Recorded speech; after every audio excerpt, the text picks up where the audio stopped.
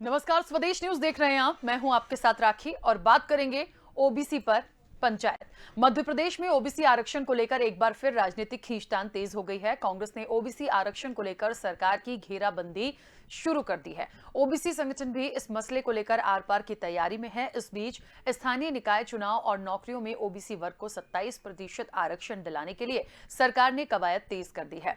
मुख्यमंत्री शिवराज सिंह चौहान ने सोमवार को बड़ी बैठक बुलाई, जिसमें सुप्रीम कोर्ट में पक्ष रखने की रणनीति बनी। ओबीसी आरक्षण के मामले में सुप्रीम कोर्ट में 17 जनवरी को सुनवाई होगी। ओबीसी वर्ग की करीब 51% आबादी को साधने के लिए सरकार कोर्ट में आंकड़े पेश करने का दावा कर मजबूती से इसका पक्ष रखने की पूरी तैयारी में है और इसके लिए सरकार ने पिछले 2 पंचायत चुनाव में सामान्य सीटों पर जीते ओबीसी उम्मीदवारों की जानकारी भी जुटाई है। अल्पसंख्यक एवं अन्य पिछड़ा वर्ग कल्याण विभाग ने सभी कलेक्टर्स को पत्र लिखकर इसका ब्यौरा मांगा है। इससे पहले पंचायत एवं ग्रामीण विकास विभाग ने सभी कलेक्टर्स से ओबीसी वोटर्स की जानकारी बुलाई थी। बीजेपी का दावा है कि सुप्रीम कोर्ट ने नीट यूजी और पीजी में ओबीसी वर्ग को 27% और ईडब्ल्यूएस वर्ग को 10% आरक्षण का कोटा बरकरार रखने की भाजपा की नीति पर मुहर लगाई है और उस वर्ग के साथ शिवराज सरकार अन्याय नहीं होने देगी। बीजेपी का यह भी कहना है कि सुप्रीम कोर्ट के इस फैसले से शिवराज सरकार का फैसला और मजबूत हुआ है।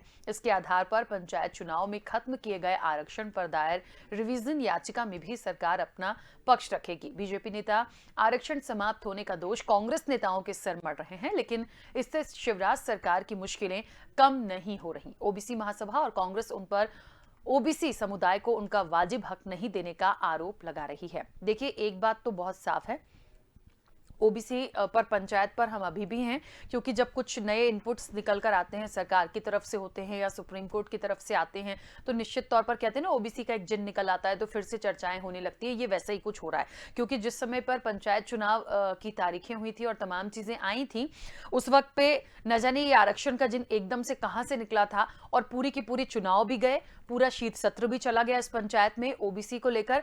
लेकिन निश्चित तौर पर यदि है और यदि किया गया था 14% के बाद, कांग्रेस के बाद, यदि निश्चित तौर पर कहीं ना कहीं यदि कमलनाथ सरकार ने किया था, तो उसका एक फायदा दिए जाने में परेशानी क्या थी। अब यदि आपने गलत तरीके से आंकड़े दिए हैं या आगे फॉरवर्ड किए हैं और आप 51-52% का रेशियो लेकर यदि चलते हैं, तो यदि उस हिसाब से नहीं निकल रहा है तो गलती किसकी है? जिसने दिया। तो मुझे लगता है बहुत स्थितियां स्पष्ट होनी चाहिए थी, क्योंकि हर वर्ग को के लिए यदि सोचा जा रहा है तो फिर ओबीसी के लिए क्यों नहीं। बट अभी भी देखिए, खींचतान है, आगे क्या होगा विस्तार से चर्चा करेंगे। एक प्रतिक्रिया है, वो सुनते हैं। ऐसा पंचायत चुनाव बिना आरक्षण के, बिना रोटेशन के, बिना परिसमन के ऐसा चुनाव कराना चाहते हैं। ये कौन सा पंचायत चुनाव हुआ? किसका अधिकार ले रहे? आरक्षण वर्ग का अधिकार चौपट। कोर्ट में गए हम किस लिए? ये बात बहुत दफे स्पष्ट करी है, रोटेशन और परिसमन। वकील मौजूद थे आयोग के और सरकार के। जब ये मामला आरक्षण पर पहुंचा, हमारी पिटीशन तो नहीं थी, इस विषय पर नहीं थी, ये तो सब वीडियो पर है, इस पर वो शांत है। तो इसलिए मैं कहता हूं, ये सबसे पहले तो ये एक काला कानून अज्ञात हो या आरक्षण के साथ हो। तो क्या कौन है? आप हैं, उन्हीं के लोग हैं, उन्हीं के वकील हैं। इसलिए ये झूठ बोलना उनके व्यवहार में है। झूठ बोलने से राजनीति नहीं होती। मैं पहले भी कह चुका हूं, कमलनाथ हो या दिग्विजय सिंह हो, ये 24 घंटे झूठ बोल करके ही राजनीति में अपना अस्तित्व बनाए रखना चाहते। तो देखिए, ओबीसी आरक्षण पर 17 जनवरी को सुप्रीम कोर्ट में सुनवाई होनी है। अब क्या निकल कर आएगा ये तो 17 जनवरी को देखेंगे, लेकिन निश्चित तौर पर बार बार एक दूसरे पर आरोप लगाते हैं। कभी कांग्रेस पे लग जाता है, कभी बीजेपी पे लग जाता है, कभी कभार साथ में भी नजर आए थे शीतकालीन सत्र जब हुआ था। लेकिन अब आगे क्या? देखिए, हल ये निकालिए कि यदि 27% आरक्षण देना है तो मिल जाए, और जिसके लिए सरकार अब कह रही है कि हम मजबूती से पक्ष रखेंगे, हम बात करेंगे, हमें तो दिलवाना है, हम इसके पक्षधर हैं, तो फिर उसको करवाइए। क्योंकि इस इस तरह से तो चीजें नहीं हो पाएंगी और निश्चित तौर पर आप सही चीजें देंगे, मजबूती से यदि तमाम चीजें रखेंगे तो कुछ हो भी सकता है। चर्चा को आगे बढ़ाऊंगी, मेहमान जुड़े हैं, सबसे पहले आपका परिचय करा दें। जितेंद्र मिश्रा जी हैं हमारे साथ, प्रदेश प्रवक्ता कांग्रेस का पक्ष रखने के लिए। जितेंद्र जी बहुत स्वागत चर्चा में जुड़ने के लिए। और बीजेपी के प्रवक्ता हैं प्रहलाद कुशवाहा जी। प्रहलाद जी आपका भी बहुत स्वागत है। चर्चा की शुरुआत प्रहलाद जी आपसे करना चाहती हूं। अब 17 जनवरी ठीक है, सुप्रीम कोर्ट जो भी सुनवाई जब होगी तो उसका 17 तारीख को देखेंगे, लेकिन ये एक बार फिर से एक जो प्रयास दिख रहा है कि मजबूती से पक्ष रखेंगे या तमाम चीजों को 27% की तरफ ले जाएंगे, ये मिलता हुआ कब दिखेगा? और आज तो ये भी खबरें थी कि कुछ वर्ग हैं ओबीसी के जो मुख्यमंत्री शिवराज सिंह चौहान से मिले भी हैं। इसका हल मुझे लगता है जल्द से जल्द अब निकल जाए तो ठीक होगा। राखी जी देखिए, चुनाव उसमें निरंतर प्रक्रिया में थी और अभ्यर्थियों ने फॉर्म भरना भी इस ग्रामीण चुनाव जो ग्रामीण निकाय चुनाव थे उनके प्रक्रिया भी शुरू हो गई थी। कई जगह तो फॉर्म निकालने की अंतिम तिथि भी तय हो गई थी, चुनाव की डेट। कांग्रेस को ये बहुत अच्छा नहीं लग रहा था कि निचले स्तर के ग्रामीण जो नेता हैं वो तैयार हों और ग्रामीण विकास में अपनी सहभागिता दें। तो इन्होंने क्या किया कि भैया आप क्यों 14 के परिसीमन से चुनाव हम रोक लगवा देंगे, ये कहते रहे पूरे टाइम कि हम नहीं गए।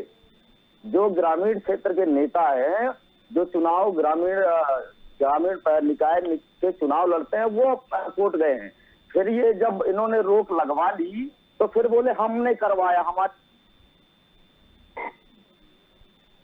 लेकिन आप चाहते ही नहीं, कांग्रेस राखी जी बहुत स्पष्ट रूप से आपने भी देखा होगा प्रक्रिया को, ये हाई कोर्ट गए, सुप्रीम कोर्ट गए, फिर वापस हाई कोर्ट गए। अगर इनकी मंशा नहीं थी, अगर इनकी ये मंशा थी कि चुनाव हो तो इनको छीछा लेकर पूरा मचा दिया। प्रहलाद इसके बाद जी, आप ये कह रहे हो। लेकिन कांग्रेस तो ये बार बार कहते आई है कि वो परिसीमन रोटेशन को लेकर गई थी, ये आरक्षण का जिन कहां से आया? जिनको पैदा किया, आरक्षण का जिन इसीलिए आया ना क्योंकि गए और रोटेशन के नाम पे जाके आप लेकर कर सकते थे, आपने वहां पे छीछा लेकर टारगेट में क्या था? टारगेट में आपका चुनाव की प्रक्रिया ही पूरी बाधित हो गई और ओबीसी का आरक्षण खत्म हुआ। तो हमारी सरकार ने, माननीय शिवराज सिंह चौहान जी ने कहा कि हम ओबीसी के साथ भी चुनाव करवाएंगे और उस प्रक्रिया को फिर से शुरू करेंगे। हमको चुनाव सिर्फ ओबीसी को न्याय दिलाने के नाम पे हमको करना रोकना पड़ा चुनाव। अगर ये कोर्ट नहीं जाते तो जो प्रक्रिया ओबीसी को भी आरक्षण मिल रहा था, सामान्य को भी आरक्षण मिल रहा था, एससी एसटी को भी आरक्षण मिल रहा था। मुझे तो लग रहा है कि आरक्षण वाली प्रक्रिया इन्हें रोटेशन के नाम पे लेके गए और रोटेशन कहीं ना कहीं बाधा तो आई ना। कोर्ट आप नहीं जाते तो ओबीसी का आरक्षण खत्म नहीं होता। ये आपको स्वीकार करना चाहिए कांग्रेस पार्टी को कि कांग्रेस आप कोर्ट नहीं जाते तो आरक्षण भी खत्म नहीं होता। ठीक है, चलिए, मुझे लगता है जितेंद्र जी बहुत अच्छे से स्पष्ट कर पाएंगे। जितेंद्र जी, बार बार यही बात आ रही है, जिस दिन से ये पंचायत चुनाव की बात आई, जब से ये आरक्षण की बात आई, रोटेशन की बात आई, तब से यही गोल गोल, मतलब मुझे लगता है ना ये वाकई में इतना गोल हो गया कि जनता भी परेशान हो गई होगी कि करना क्या चाह रहे हैं। वो अभी भी वही बात हो रही है कि आप एक परिसीमन और रोटेशन का नाम लेके आरक्षण की तमाम चीजें आप लोगों की वजह से शुरू हुई और अंततः जाके वो रद्द हो गया। नहीं, देखिए राखी जी, सीधी सी बात है, या तो प्रहलाद कुशवाहा जी को उसकी प्रक्रिया नहीं मालूम या उसकी प्रोसीडिंग नहीं मालूम किस तरीके से हुई, कौन गया, क्या बात रखी गई। तो मुझे लगता है केवल बदनाम करने के लिए इस तरीके के बयानबाजी आपने की। अभी मैं बीडी शर्मा जी को सुन रहा था, उन्होंने कहा इनके लोग कोर्ट गए।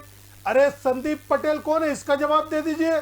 आपके भारतीय जनता पार्टी का कार्यकर्ता, नरसिंहपुर का जिला पंचायत से जुड़ा हुआ व्यक्ति है, वो याचिका करता था। आप कैसे कह सकते हैं कि सिर्फ कांग्रेस से जुड़े लोग गए? देखिए, अनियमितताओं के साथ राखी जी इस चुनाव में भारतीय जनता पार्टी की सरकार गई। हमने लगातार सुझाव दिए कि परिसीमन नहीं हुआ, आरक्षण में भी इसमें दिक्कत है और रोटेशन प्रणाली का भी पालन नहीं किया गया। आप इस चुनाव को कैसे न्याय संगत चुनाव कह सकते हैं? आपकी चुनावी प्रक्रिया खामियों से भरी हुई है, त्रुटियों से भरी हुई है। कोई भी इसको चैलेंज कर देगा और स्टे हो जाएगा। चुनाव नहीं होना इसका मतलब है कि आपको मालूम था कि कोई भी स्टे करेगा और चुनाव स्टे हो जाएगा, आपने उस पर सुधार नहीं किया क्योंकि आपकी मंशा समझ में आती है कि आप चुनाव नहीं कराना चाहते थे। एक चीज, दूसरी चीज आप ये देखिए, कांग्रेस के ऊपर आरोप लगा रहे हैं। आप ये बताइए 14% ओबीसी आरक्षण की बात किसने की? 14% आरक्षण कांग्रेस की सरकार ने दिया। 27% आरक्षण की बात किसने की? हमने की। अब जब आप अध्यादेश लाए राखी जी, उस अध्यादेश पे चर्चा कराना आपका काम था कि नहीं था? सदन में आपने उस अध्यादेश की बात नहीं की। हमने कहा ये क्या कर रहे हैं आप? आरक्षण पर आपको कोर्ट में जाकर के रिव्यू पिटीशन दायर करना चाहिए। आपके वकील खड़े रहे, चुनाव आयोग के वकील खड़े रहे, उन्होंने स्पष्ट करना थी कि आरक्षण के लेके याचिका नहीं आई है, आरक्षण पर फैसला कैसे हो रहा है। ये बात आपके वकीलों ने नहीं की क्योंकि सरकार की मंशा पहले दिन से थी कि स्थगन आए और चुनाव टाले जा सके, जैसे लगातार चुनाव टाल रहे थे। 27% आरक्षण की बात अगर आप करते हैं तो आपने उसकी प्रक्रिया में क्या संशोधन किया जिसकी वजह से आप 27% देने की स्थिति में आते? आप जो अध्यादेश लाए उस अध्यादेश पे चर्चा तो कराना थी, उस अध्यादेश पे आपने चर्चा नहीं कराई और आखिरी में आपने वो अध्यादेश वापस लिया। अगर आपका अध्यादेश सही था तो आपको उस पर डटे रहना था, आपको वापस क्यों लेना पड़ा? क्योंकि कहीं ना कहीं खामियां थी, त्रुटियां थी, जिसका इशारा हम बार बार कर रहे थे। इसके बाद हमने कहा कि अगर सरकार कोर्ट नहीं जाएगी तो ओबीसी आरक्षण के लिए हम कोर्ट जाएंगे। तब इन्होंने कहा रुक जाइए, बैठ के फैसला होगा। फिर कमलनाथ जी ने कहा कि संकल्प प्रस्ताव लाया जाए विधानसभा के अंदर, हम उसको सहयोग करने को तैयार। जब जाकर के सरकार की आंख खुली, जब जाकर के संकल्प प्रस्ताव आया और आपने देखा बिना किसी विरोध के वो संकल्प प्रस्ताव पास हुआ। अब सरकार सोते सोते उस दिशा में आगे बढ़ रही। मुख्यमंत्री का स्टेटमेंट आपने सुना कि आरक्षण के मुद्दे पर जो चुनाव होना है उसको नहीं कराएंगे, सामान्य सीटों पर चुनाव करा लेंगे, आरक्षण बाद में देखेंगे। हास्यास्पद बयान है संवैधानिक पोस्ट पर बैठ करके। तो आप आरोप कुछ भी लगाएं, हकीकत यह है कि हम पहले दिन से लगातार बताते रहे कि ये कमियां हैं, कोर्ट से स्टे हो जाएगा, आप पूरी तैयारी के साथ चुनाव में जाइए। मगर आपको तो जल्दी थी, आपको पता नहीं क्या समझ में आया, आपने कहा ऐसी चुनाव प्रक्रिया पेश कर दो कि स्थगित हो जाए, हमारे सर से बला टल जाए और सारी की सारी चीजें कांग्रेस पर डाल दी जाए। ठीक है प्रहलाद जी। मैं जितेंद्र जी सुन लीजिए, मुझे जानकारी भी है और बहुत अच्छी तरह से स्पष्ट तौर पे जानता हूं, लेकिन आपकी मैं मंशा भी जानता हूं कि आपने जिस तरीके से ओबीसी के पीठ पर छुरा घोंपने का काम किया है उसको आप स्वीकार कर लिए और आप झूठ बोलना बंद करिए कि ये कोई भाजपा का कोई कार्यकर्ता गया था। आपके विवेक तनखा जी के जो क्लाइंट थे उनके आधार पर सुप्रीम कोर्ट ने आप यहाँ पर चुनाव को ओबीसी आरक्षण खत्म किया है। आप इसको क्यों नहीं मानते हैं? आप क्यों संदीप का नाम लेते हैं? संदीप की याचिका पर कोई आरक्षण की ओबीसी आरक्षण खत्म हुआ है क्या? ये कांग्रेस की याचिका पर आरक्षण खत्म हुआ है, ये आपको स्वीकार करना चाहिए।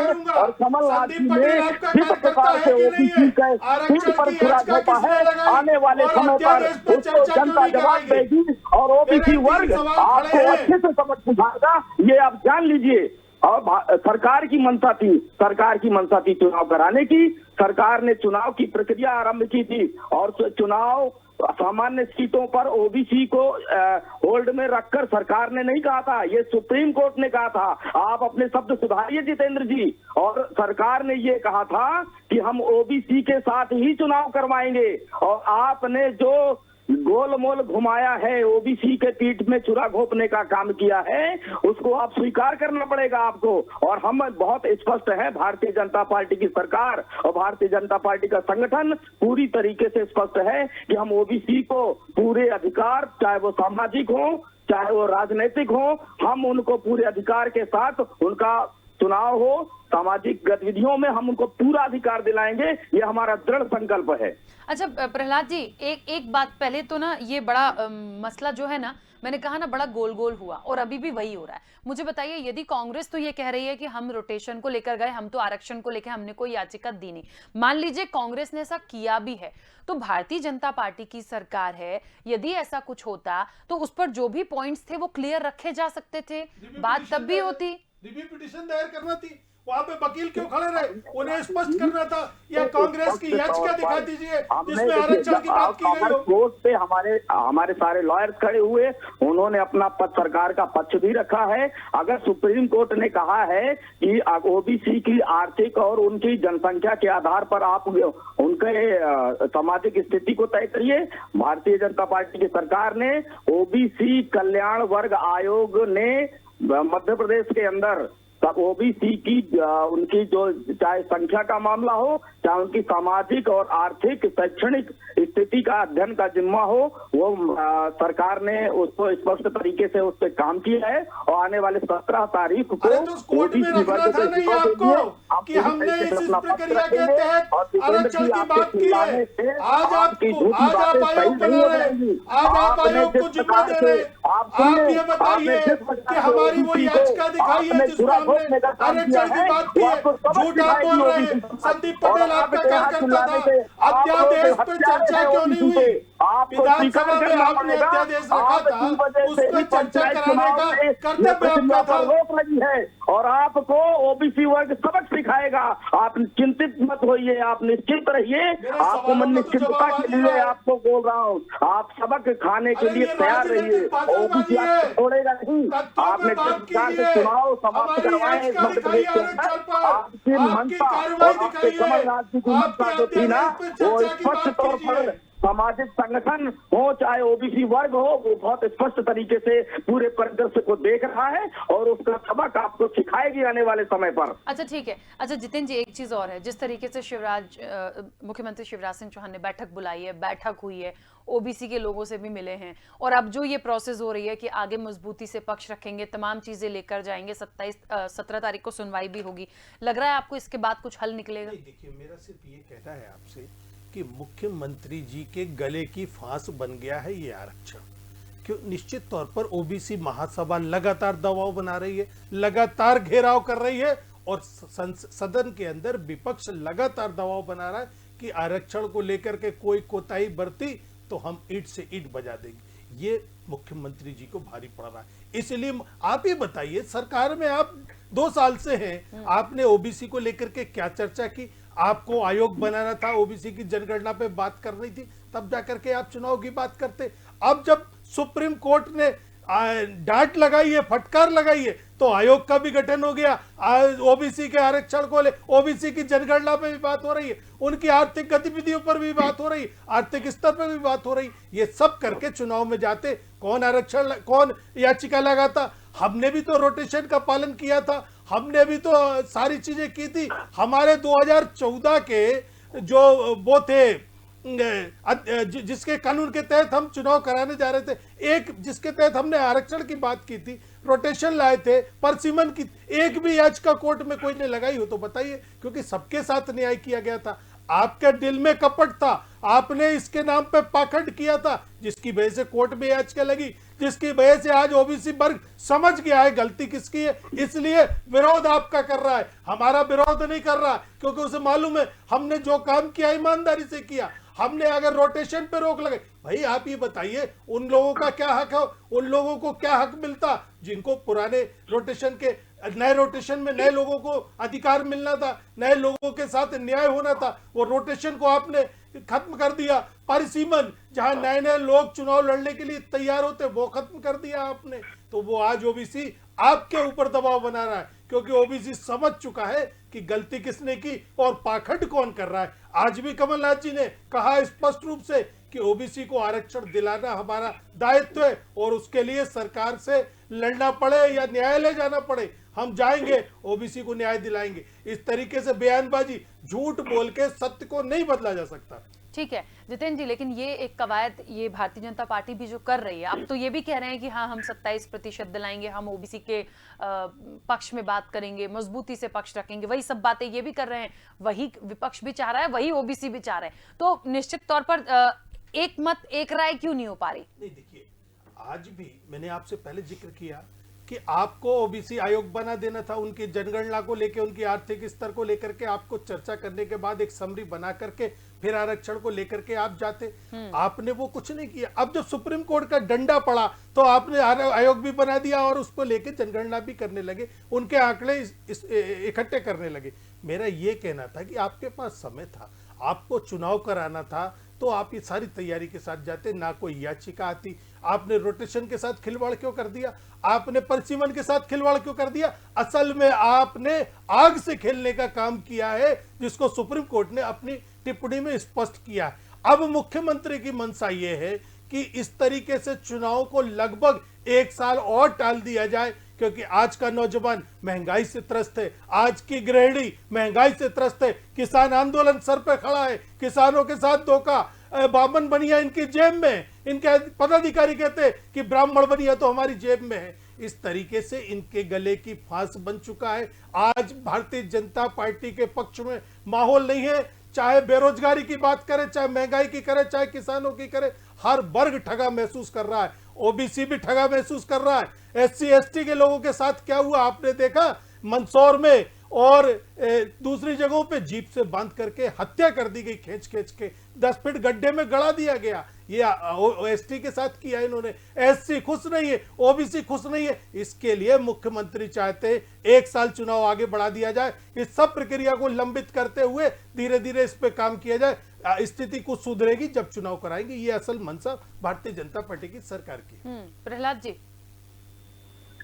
देखिए राखी जी, क्या है कि जितेंद्र जी नहीं समझ सकते, ओबीसी का दर्द जितेंद्र जी नहीं समझ सकते, इसलिए वो इस तरह की बात कर रहे हैं, है ना। और ओबीसी के साथ आप स्वीकार करो या ना करो, और जिस सुप्रीम कोर्ट का आप डंडा कह रहे हो, वो सुप्रीम कोर्ट की पालना हम करने के लिए, हम उनका सम्मान करते हैं सुप्रीम कोर्ट का, लेकिन आप सुप्रीम कोर्ट का सम्मान नहीं करते हो, क्योंकि सुप्रीम कोर्ट जब कहती है कि आप हाई कोर्ट के पास जाओ तो आप नहीं गए, आप नहीं माने आपको, क्योंकि जब तक आपके पक्ष का निर्णय नहीं आना था तब तक आपने, आपका ना मन भरना था, ना आपका जो छुपी हुई आपकी जो साजिश थी कि किस तरीके से जो इस मध्य प्रदेश के अंदर भारतीय जनता पार्टी ने 3 मुख्यमंत्री जिस प्रकार से ओबीसी समाज से दिए हैं, वो आपको खल रहा था और आपको कहीं ना कहीं इनकी राजनीतिक भागीदारी से आपको दिक्कत थी। आप वो चाहते थे कि किस तरीके से, और सुन लीजिए जिस तरह का 2019 में कमलनाथ जी ने आरक्षण किया था, आपको बता दूं 500 ग्राम पंचायतें आपने खत्म कर दी थी, है ना। और 500 ग्राम पंचायतों के साथ दर्जनों नगरीय निकाय जो ग्रामीण विकास के लिए नगर परिषद बनाए थे, आपके कमलनाथ जी ने उन नगर परिषदों को खत्म कर दिया था। क्या कोई गांव नहीं चाहता कि नगर की स्थिति में आए, उस गांव का विकास हो? लेकिन आपके कमलनाथ जी को ये पसंद नहीं था। और आप कह रहे हैं कि हमारे यहाँ आपके परिसीमन पर कोई याचिका नहीं आई थी। आप जितेंद्र जी पढ़िए, डाटा निकालिए, 300 याचिकाएं कोर्ट में आई थी, लेकिन अधिसूचना लागू होने के कारण उन याचिकाओं पर सुनवाई नहीं हुई थी। इसलिए मैं कहना चाहता हूं बार बार, आप नहीं समझ सकते ओबीसी के दर्द को, और ना ही आपको ओबीसी के दर्द से कोई मतलब भी है। तो इसलिए आप ये ढोंग करना और ओबीसी को अपना हितैषी बनाना बंद करिए, क्योंकि आप नहीं हैं, चाहे वो कमलनाथ जी हो, चाहे आपके राष्ट्रीय नेता जो अभी ना आपके, जिस प्रकार से आपके कांग्रेस पार्टी में ना नेता है ना नियत है, आप एक अध्यक्ष तो बना नहीं सकते अपनी पार्टी का। ओबीसी की आप चिंता करना छोड़ दो। ओबीसी की चिंता करने के लिए हमारे माननीय मुख्यमंत्री श्री शिवराज सिंह चौहान जी वो निरंतर काम करते हैं, और ओबीसी वर्ग के लिए जितने कल्याण की योजनाएं हो, चाहे उनको हक दिलाने की बात हो, निश्चित तौर पर शिवराज सिंह चौहान जी दिन रात काम कर रहे हैं। और उनको ओबीसी के अधिकार के साथ हम पंचायत के चुनाव और नगरीय निकाय चुनाव हम करवाएंगे, और हम पूरी सरकार की पूरी तैयारी भी है। और परिसीमन के लिए हम सरकार ने अध्यादेश भी जारी किया है, जिसमें से जनगणना जो ओबीसी कल्याण वर्ग आयोग कर रहा है, उसके आधार पर हम माननीय सुप्रीम कोर्ट में जाएंगे, अपना ओबीसी का पूरा डाटा वहां पर रखेंगे, सरकार अपना पक्ष रखेगी, और ओबीसी वर्ग के साथ ही, चाहे वो ओबीसी वर्ग चाहे सामान्य वर्ग हो, चाहे SC/ST वर्ग हो, हम सभी समाज को साथ लिए हुए सभी के सर्वांगीण विकास के लिए हम काम करने के लिए हम आगे जाएंगे और हमारी सरकार भी आगे जाएगी और सभी समाज को आगे उनके निरंतर विकास के लिए हम काम कर रहे हैं और काम आगे भी करेंगे। और नगरीय निकाय प्रहलाद जी, चुनाव हो चाहे ग्रामीण ठीक है। के निकाय चुनाव हो, हम निश्चित तौर पर उन सभी वर्गों के लिए काम कर रही है हमारी भारतीय जनता ठीक पार्टी है की प्रहलाद सरकार। जी, एक बात बताइए, क्योंकि समय की सीमा भी है, बहुत महत्वपूर्ण सवाल है मेरा। 17 जनवरी को सुनवाई होनी है और जिस पूरी तैयारी के साथ आप कह रहे हैं कि पूरी तैयारी है और निश्चित तौर पर मजबूती के साथ पक्ष रखेंगे, सब चीज रखेंगे, तो उम्मीद की जाए कि 17 तारीख को जो सुनवाई होगी वो, या हो सकता है कुछ एक आध पॉइंट ऐसे हों जो रह जाते हैं तो उस पर आगे डेट बढ़ जाए, तो इसका निराकरण निकल जाएगा? नहीं, निश्चित तौर पे देखिए, जो सरकार की जिम्मेदारी है, अब माननीय न्यायालय के पास हमारा काम है अपना पक्ष रखना। जो अगर माननीय न्यायालय ने ये कहा है कि इन विषयों को आप क्लियर करिए, तो सरकार उन विषयों को लेकर पूरी अपनी बात रखेगी, अपना पक्ष रखेगी और माननीय न्यायालय से भी हम विनती करेंगे, निवेदन करेंगे कि जल्दी से जल्द इस प्रक्रिया इसी सुनवाई करें, इसका निर्णय करें, जिससे इस चुनाव की प्रक्रिया का रास्ता प्रशस्त हो सके। ठीक है जितेंद्र जी, क्या लग रहा है आपको कि जितनी तैयारी की बात हो रही है, जिस सुनवाई की बात हो रही है, लग रहा है कि तमाम चीजें पूरी होंगी, सुप्रीम कोर्ट निश्चित तौर पर सुनवाई के लिए संतुष्ट होगा? नहीं, देखिए, मेरे जो सवाल थे उनकी मोहर लगा दी कुशवाहा जी ने। आपने देखा सरकार की तैयारी होती तो रिव्यू पिटीशन में दूसरे दिन वकील अपनी फाइल रख देते कि साहब ये तैयारी के साथ गए। आज आयोग बनाना पड़ रहा है, आज बोल रहे हैं सारे डाटा इकट्ठे करेंगे, सारी चीजें आंकड़े इकट्ठे करने के बाद हम फिर 17 तारीख को सुप्रीम कोर्ट जाएंगे। इतनी जल्दी ये सरकार आंकड़े इकट्ठे नहीं कर सकती। सरकार समय मांगेगी, उसे समय मिल गया तो निश्चित तौर पर चुनाव आगे बढ़ा देगी, सरकार की मंशा कामयाब हो जाएगी। मेरा सिर्फ एक सवाल ये है कि मैंने ये कहा कि अगर आरक्षण को लेकर कांग्रेस कोर्ट में गई तो याचिका तो आज नेट पे पड़ी हुई है, एक याचिका की हमारी कॉपी ले आते, आप दिखा देते। दूसरी चीज मेरा ये कहना था कि संदीप पटेल आपका कार्यकर्ता है कि नहीं याचिकाकर्ता में, उसको स्पष्ट कर देते। तीसरा सवाल मेरा ये था राखी जी कि अध्यादेश आप लाए, अध्यादेश तो सदन में चर्चा कराना अनिवार्य होता है ना। आपने उस 5 दिनों के सदन में अध्यादेश का नाम तक नहीं लिया, तो आपने अध्यादेश लेकर के क्यों आए थे? आखिरी दिन आपने उस अध्यादेश को निरस्त कर दिया। तो मुझे ये समझ में नहीं आया, अगर अध्यादेश लाए थे सही था तो उसके पक्ष में आप बहस तो करते, आप अपने पक्ष तो रखते, आप अपने तथ्य तो रखते, आपने तो उस पर चर्चा कराना जरूरी नहीं समझा। मतलब यह है कि आपका अध्यादेश धोखा था, आपका अध्यादेश आपकी मंशा के अनुरूप था कि इसको कोर्ट में चैलेंज होगा, हमें उसका अध्यादेश पर चर्चा नहीं कराई। अरे अध्यादेश वापस क्यों ले लिया? अगर उसमें गलती नहीं थी तो आपको अध्यादेश के साथ खड़े रहना था और उसको कानून बनवाना था। मुझे ये समझ में नहीं आई, जो प्रक्रिया वापस लेने की है, जो सुप्रीम कोर्ट की है, वो चौथे दिन हुई, 5 दिन सदन चला, 3 दिन तक अध्यादेश की आपने बात ही नहीं करी। तो मेरा मतलब कहीं ना कहीं गलत हो, स्वीकार करो कि हम मुख्यमंत्री ओबीसी से आते हैं तो सारी ओबीसी हमारी जेब में है, कोई नहीं बोलेगा। ये बात को आप स्पष्ट करिए जो आपकी मंशा है। ठीक है, चलिए, क्योंकि समय की सीमा है, मुझे लगता है हम ओबीसी पर चर्चा करेंगे तो समय और लग जाएगा। फिलहाल आप दोनों मेहमानों का बहुत शुक्रिया इस चर्चा में जुड़ने के लिए। ओबीसी पर पंचायत फिर से हो रही है, इंतजार 17 तारीख का करिए, कितनी तैयारी है, वहां से क्या निकल कर आता है, अब कौन सी कमी रह जाएगी, तो फिर निश्चित तौर पर समझ में आएगा कि किसकी कितनी तैयारी है। लेकिन ये लड़ाई इतनी जल्द और इतनी आसानी से खत्म होने वाली तो नहीं दिख रही है, ये बिल्कुल साफ हो गया है। चर्चा में इतना ही, दीजिए इजाजत, नमस्कार।